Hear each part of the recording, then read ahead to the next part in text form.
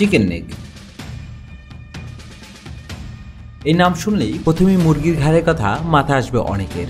এর প্রকৃত নাম শিলিগুড়ি করিডোর। 2017 সালের ভারত চীনের ডোকলাম ক্রাইসিসের পরে থেকে এই নামটি এই শতকের অন্যতম আলোচিত ভূরাজনৈতিক শব্দ। আর সাম্প্রতিক সময়ে বাংলাদেশ সরকারের পরিবর্তনের পর এ নিয়ে আলোচনা যেন নতুন মাত্রা পেয়েছে।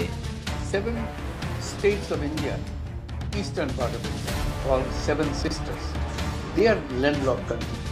চায়ের দোকানে আড্ডা থেকে শুরু করে আন্তর্জাতিক কূটনৈতিক মহল পর্যন্ত। আসসালামু আলাইকুম বন্ধুরা, আমি নাদিম বিশ্ব অদ্যপদ্যে আপনাদের জানাই আন্তরিক শুভেচ্ছা। আজ আমরা জানব সেই করিডোরের গল্প, যে করিডোর ভারতের ভৌগোলিক অখণ্ডতার মেরুদণ্ড। এই করিডোরের কৌশলগত দিকগুলো বুঝতে গেলে প্রথমে এর ভৌগোলিক অবস্থান বোঝা জরুরি। ভারতের মানচিত্রে পশ্চিমবঙ্গের উত্তর প্রান্তে সোনাপুর হাট থেকে শিলিগুড়ি পর্যন্ত যে সরু অংশটি বিস্তৃত তার প্রস্থ মাত্র 20 কিলোমিটার এবং দৈর্ঘ্য 60 কিলোমিটার।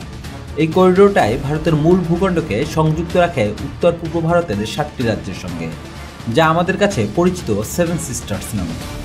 মানচিত্রে দেখতে এটি সত্যিই যেন এক মুরগির সরু গলার মতো। সেখান থেকেই এসেছে চিকেন নেক নামটি। কিন্তু এই সরু করিডোর ভারতের জন্য কেবল যোগাযোগের পথ নয়, এটা হচ্ছে ভারতের অখণ্ডতার শিরা উপশিরা। এই করিডোরের উপরে রয়েছে ভুটান, আর তারও উপরের চীন, দক্ষিণে রয়েছে বাংলাদেশ, আর একেবারে করিডোরের গা ঘেঁষে রয়েছে নেপাল।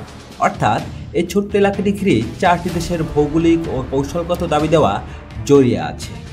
বিশেষ করে চীন বারবার এই অঞ্চল ঘিরে তাদের প্রভাব বাড়ানোর চেষ্টা চালিয়ে যাচ্ছে, চিন্তায় ফেলছে নয়াদিল্লিকে। এই অঞ্চলটিকে এখন দেখা হচ্ছে ভারতের নিরাপত্তা ব্যবস্থার একিলিস হিল হিসেবে। সরু এ করিডোর উত্তর পূর্ব অঞ্চলের নিরাপত্তা ব্যবস্থার সবচেয়ে দুর্বল অংশ। সংকীর্ণ করিডোরটি থেকে চীনের নিয়ন্ত্রণাধীন তিব্বতের চুম্বি উপত্যকার দূরত্ব মাত্র 130 কিলোমিটার। বিশেষজ্ঞরা বলছেন, চীনা সামরিক বাহিনী শুধু 130 কিলোমিটার এগিয়ে এলেই পশ্চিমবঙ্গের একাংশ সহ সিকিম সহ সেভেন সিস্টার্স মূল ভূখণ্ড থেকে পুরোপুরি বিচ্ছিন্ন হয়ে যাবে। একই সঙ্গে ভুটান থেকেও বিচ্ছিন্ন হয়ে যাবে ভারত। এক চুক্তির ভিত্তিতে ভুটানের সামরিক নিরাপত্তা বিধানের ভার এখন পুরোপুরি ভারতের উপরেই।